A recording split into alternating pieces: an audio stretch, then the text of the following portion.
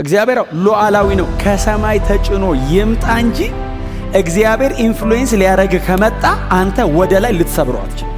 በአንዲት ቀን ያንን የሚያክል የተከበረ ሰው ብቻውን ቀረ። የእግዚአብሔር ሉዓላዊ ስልጣን በሰው ህይወት ላይ ሲመጣ የእግዚአብሔርን ዲዛይን ለማስፈጸም እግዚአብሔር ሰውን ምንም ሊያረገው ይችላል። እስራኤላዊም አይደለም የደቡብ አረቢያ ሰው ሆኖ ግን እግዚአብሔርን የሚፈራ በንጽህና የሚኖር እግዚአብሔር ሲመሰክርለት ባሪያዬ ኢዮብ ይፈራኛል አለና ጻድቅ ነው ይለዋል እግዚአብሔር። እና እግዚአብሔር ሉዓላዊ ነኝ ነው እዚህ መጽሐፍ ላይ እኔ ሉዓላዊ ነኝ ነው። ኢዮብ የሚባለውን ሰውዬ እግዚአብሔር ቅጥሩን አቋርጦ ገብቶ የፈለገውን አደረገ እግዚአብሔር። እና ሰውየው ግን በጣም አስደናቂ ነው። ወደ ቁስሉም ወደ ችግሩም ወደ ሰይጣኑም ሳይሆን ወደ እግዚአብሔር ነው ስቲክ የሚያረገው። ነገሮችን በሙሉ ዲል የሚያረጋቸው ከእግዚአብሔር ፖይንት ኦፍ ቪው ለእግዚአብሔር ወግኖ ነው የሚጨቃጨቀ። እና ምዕራፍ 1 ላይ የምታስታውሱ ከሆነ ሰውየው ዖፅ የሚባል አገር ይኖር ነበር ይላል። የሜሶጶጣሚያ ደቡብ ክፍል በሙቱ ባህር ሳይድ እና የዖፅ አገር ነዋሪው ኢዮብ እግዚአብሔርን ይፈራል። ቀጥሎ ጻድቅ ነው፣ ልጆች አሉት፣ በጣም ባለጠጋ ነው፣ የተከበረም ነበር ይላል። እና እግዚአብሔርና ሰይጣን ኢዮብ በማያውቅበት መንገድ ነው አይደል የተነጋገሩት። ሰይጣን ወደ እግዚአብሔር ገባ እና በእግዚአብሔር ፊት ቆመ ይላል። ገብቶ ሲቆም እግዚአብሔር ጠየቀው፣ ከየት መጣ አለው። ምድርን ዞርኳት አለው። ስትዞር ታዲያ ባሪያዬን ኢዮብን አየኸው አለው። አዎ አይቼዋለሁ አለው። ይፈራኛል፣ ይወደኛል፣ ያከብረኛል አለ። አይ አለው። በዚህ እንኳን እርግጠኛ እንዳትሆን አለው። እንዴት አለው። አጥራጥረለት፣ ቅጥር ቀጥረለት። በሩቁ እኮ ነው የምናየው እኛ ራሱ ኢዮብን አለው። ለመጨበጥ ራሱ እኮ አንችልም። አንተ አጥረው ነው። ቅጥሩ በጣም ትልቅ ነው። አጥሩ ትልቅ ነው። እስቲ ቅጥሩን አንሳ፣ ዙሪያው ያለውን ነገር ሲውሰድበትና ያኔ አለው ሰይጣን ይሰድብሃል። እግዚአብሔር ያሳይ። ሰውየው በሰላም ተቀምጦ መንፈሳዊ ዓለም ላይ ነው። አይሰድበኝም አለው እግዚአብሔር። ሰይጣንስ ይሰድብሃል። ሰይጣን ቴምት ሊያረገው እግዚአብሔር ቴስት ሊያረገው ማለት እና ሰይጣንን አይሰድበህ ሂድ አለው። ሂድ ሲለው ሰይጣን ሄደ ይልና እግዚአብሔር ቅጥሩን ሲያነሳለት ዳበሰው አይደል? ዙሪያውን ነካካው ይላል። ዙሪያውን ሲነካካው ሀብቱ ያለው ቤተሰቡ ያለው ነገር በሙሉ በአንድ ቀን እኮ። እናንተ እስቲ ኢዮብ ጋር ግቡና እዩ። ሰውየው ቁጭ ብሎ በአገር ሰላም ቁጭ ባለበት አንድ ሰው እየሮጠ መጣ ይላል ከአንድ ቦታ። አቤት ሲለው መብረቅ ከሰማይ ወርዶ ከብቶቹን ምናምን በሙሉ ፈጀ እና የነበሩትንም ሰዎች በሙሉ ጨረሰ። እኔስ አለውና ለአንተ መልእክት ለማድረስ ብቻ አመለጥኳል። 4 አመለጥኩ ነው ያሉት። እችን ለመናገር ነው የተረፈው አንድ ሰው ከአራቱም ጋር። ታዲያ ሲለው በሙሉ አለቁ ከብቶች አለ።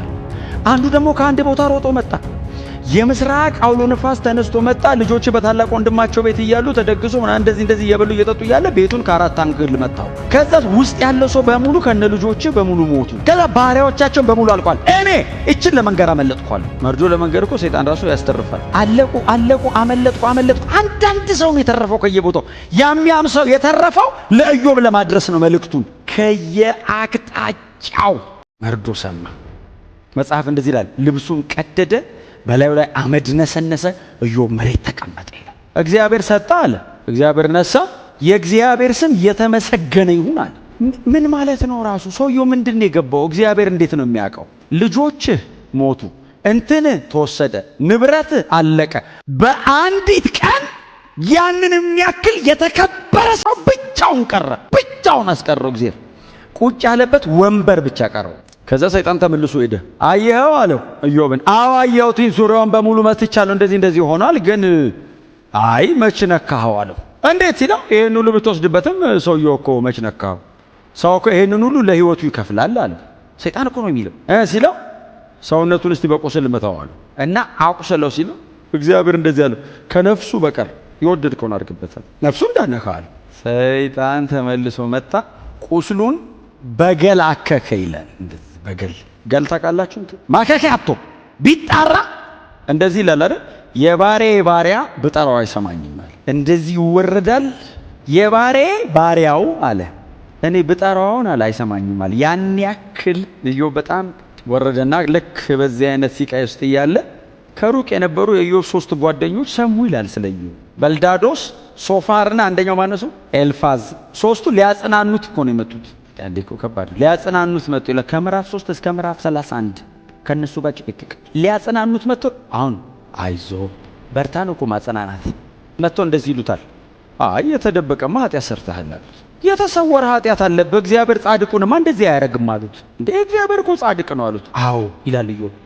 እና በጽድቅ የኖረን ሰው እግዚአብሔር እንደዚህ ያደርጋል?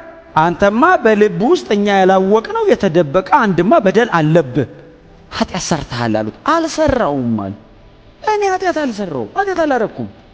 ታዲያ እንዴት ይሄ ሁሉ ወረደ ላይ ሲሉት እኔ ምን አውቃለሁ፣ ይምጣና እስቲ ጠይቀዋለሁ። እግዚአብሔር ይምጣና አዎ እኔና እግዚአብሔር እንጠያየቅ እስቲ። እኔ በድየው እኔ ኃጢአት ሰርቼ በእኔ ኃጢአት ምክንያት ከሆነ አዎ እግዚአብሔር ይምጣና እስቲ ስለ የትኛው ኃጢአቴ ነው የምትናገረኝ እንደዚህ የምታደርገኝ ልበለው። ጓደኞቹ እሳት ላይ አስቀምጠውት ኢዮብ እንደዚህ ያለ እግዚአብሔር ይምጣና እኔና እግዚአብሔር እናውራ። ያው ልምጣ አለው። አዎ ከየትም እኮ አይመጣም፣ እዛው ነው ያለው። እንዲዘጋጅ ነው ለሰውዬው። በሁሉ ቦታ የሚኖር አምላክ መጣና እንደዚህ ያለ። ኢዮብን ስለ ኃጢአቱ አይደለም ያወራው፣ እግዚአብሔር ስለ ማንነቱ ነው የጠየቀው። ኢዮብ አለው አቤት በውኑ ሰማይና ምድርን ስፈጥር የት ነበርክ? ኧረ አልነበርኩም። ይምጣ ልጠይቀው አለ ኢዮብ። እግዚአብሔር መጣና ጠየቀው። ከዋክብትን በሰማያት ላይ ስዘረጋቸው ሰል ኧረ እዛም አልነበርኩም። እግዚአብሔር በቅርብ ጊዜ የሰራውን ነው እያወራ ያለው። የዘላለም አምላክ ነው፣ በቅርብ የሰራው ሰማይና ምድርን ነው። እንደዚህ አይነት አምላክ ነህ አለው። አዎ እንኳን እንዲያረክ አለው። ኢዮብ ይህንን ሁሉ ሲቃይ ሰብስቦ መመረቂያ ቴሲስ ሲጽፍ እግዚአብሔር ትልቅ ነው፣ እኛም እንደዚህ እኔን ያረከኝ አንተና አላቅም ነበር ለካ ምንም ብታረገኝ ልክ ነህ አሉ። በእኔና በእግዚአብሔር መካከል የሚቤዠኝ ይመጣል። እኔ በእግዚአብሔር ፊት መቆም አልችልም አለ። እኔ አሁን በእግዚአብሔር ፊት እንደዚህ ፊት ለፊት እግዚአብሔርን አግኝቼ እንዲህና እንዲያ ልለው አልችልም። አዎ የሚቤዠኝ ይመጣል አለ። በምድር ላይ ይቆማል አለ። በእኔና በእግዚአብሔር መካከል መሬት ላይ መጥቶ ይቆምልኛል አለ። እኔና እግዚአብሔር መሃል ገብቶ እንደዚህ እማልፍበትን ሲቃይ ነግሮልኝ ይቤዠኛል። ነፃ አውጪ ይመጣል አለና በምድር ላይ ይቆምልኛል። ይሄንን የሚነግረው እኮ ለነዛ ጓደኞቹ። አሁን ኢዮብ ባለበት ሰዓት ላይ እንግዲህ አንድ ቀን እግዚአብሔር ነፃ ያወጣኛል ነው። ዘሆል ግን በመጽሐፍ ቅዱሳችን እኛ ጠቅላላ የመጽሐፍ ቅዱስ መጽሐፍት እጃችን ላይ ስላሉ ግልጽ ነገር ይገባናል።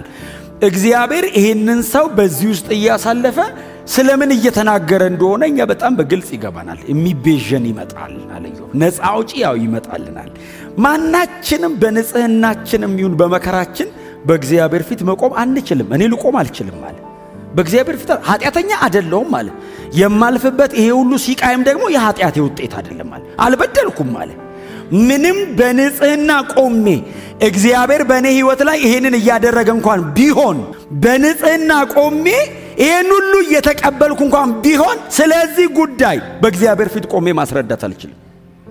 ንጹህ ነኝ አለ። አዎ የማልፍበት መንገድ ደግሞ የኃጢአቴ ውጤት አይደለም አለ። አዎ በድዬ አይደለም እግዚአብሔር የሚያሰቃየኝ። ግን የፈለገ ንጹህ ብሆን እግዚአብሔር በላይ ላይ ይሄን ሁሉ ቢያወርድብኝም በእግዚአብሔር ፊት ቆሜ ግን ስለዚህ ጉዳይ ማውራት ግን አልችልም። የሚቤዠኝ ይመጣል አለ። በእኔና በእግዚአብሔር መሃል የሚቆም አለ አለ። እና በእኔና በእግዚአብሔር መሃል መሬት ላይ መጥቶ ቆሞ የሚቤዠኝ አንድ ቀን ይመጣል። እሱን ተስፋ አደርጋለሁ። ነፃ አውጫችን ኢየሱስ ነው። አልገባኝም ነው ጭቅጭቁ። አሁንስ አወቅኩ። ሁሉን ታደርግ ዘንድ ቻይ እንደሆንክ ሐሳብ ደግሞ ይከለከል ዘንድ ከቶ እንደማይቻል አውቃለሁ። እግዚአብሔር ሉዓላዊ ነው። ሶቨሪን ጋድ የሚል አንደርስታንድ አደረኳል። እግዚአብሔር ሉዓላዊ ነው። ከሰማይ ተጭኖ ይምጣ እንጂ እግዚአብሔር ኢንፍሉዌንስ ሊያረግ ከመጣ አንተ ወደ ላይ ልትሰብረው አትችልም። እግዚአብሔር ከመጣ ማንም እግዚአብሔርን ሐሳብ ሊያስቀይረው። ይሄ ኤሊሁም የሚባል ልጅ ከምዕራፍ 34 እስከ ምዕራፍ 37 ነው ያወራው። ኢዮብ ለምን በእንዲህ አይነት ሲቃይ ውስጥ እንደሚያልፍ አስረዳው። እግዚአብሔር ለከበረ ነገር እያዘጋጀህ ነው። በዚህ ሁሉ ሲቃይ ውስጥ የሚያሳልፈው እያነጣረህ ነው። ታገስ፣ ጨርስ፣ በዚህቹ ትንፋሽ ጨርሳለሁ። እንዳትቀይር ሐሳብ። ልክ ነህ፣ ጥሩ እንትን ላይ ነው ያለ ስቴጅ ልክ ነው፣ እንዳትለውጠው፣ ጨርስ በዚሁ አለ። አቋም ሳንቀይር ኢየሱስ እስኪመለስ ድረስ እንደዚህቹ ነው። በተለያየ አቅጣጫ አሁን ዘንድሮ ምናልባት ሲቃዩ ዘንድሮ በጣም መከራው እንደ ኢዮብ አይነት መከራ አይደል? በጽድቅ ጨክኖ መኖር ነው መከራ። ለወንጌል እውነት እንደሚገባ መመላለስ ነው መከራ። ለተቀበላችሁት ለዚህ ወንጌል ተቃራኒ ከሆነው ከዚህ ዓለም ጋር ፋይት አድርጎ መጨረስ ነው አሁን መከራው። ልባችሁን የሚያማልለው ልባችሁን የሚወስደው ነገር አሁን ምናልባት የሆነ ነገራችሁን እያሳጣችሁ ላይሆን ይችላል። አንዳንድ ነገር እየሰጣችሁም ሊሆን ይችላል። እምቢ ብሎ መሄድ ሊሆን ይችላል። አሁን ቻሌንጁ አልፈልግም ማለት ሊሆን ይችላል። አሁን ነፍስን የሚያሰቃየን ለምታልፉት ህይወት ክብሩ ሰማይ ነው። ለምትጨክኑት ጭካኔ ዛሬ የምትወስኗት በጣም ጥቂት የምትመስሏ ውሳኔ ዘላለማችሁ ላይ ክብር አላት። ማንም ሰው ሳያያችሁ እናንተና እግዚአብሔር ብቻ ክብር ለማግኘትም ለመመስገንም ለመዋረድም ለመሰደብም ሳይሆን እኔና እግዚአብሔር ብቻ በመናልፋት በእያንዳንዷ በጓዳ በስውር ለእግዚአብሔር ብላችሁ የምትወስኗት እያንዳንዷ ውሳኔ ሰማይ ሽልማት አላት። ታገሱ።